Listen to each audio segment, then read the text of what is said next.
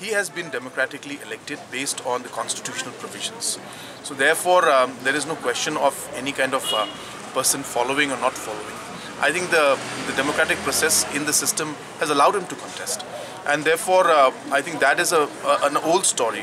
When most of the NGOs now have realized that the government in the district council just recently declared 4 months, 5 months salary, just last week itself. I think today they've completed the process. So they realize that this particular new EC is also serious to resolve the issues. So within 1 week of taking over, releasing 4 months, 5 months of salary is a big thing. So really the NGOs also are realizing that this new EC also means business. It looks like the other NGOs who are there are politically motivated, and they are trying to move things in a political manner. This is what it looks like to me. Thank you.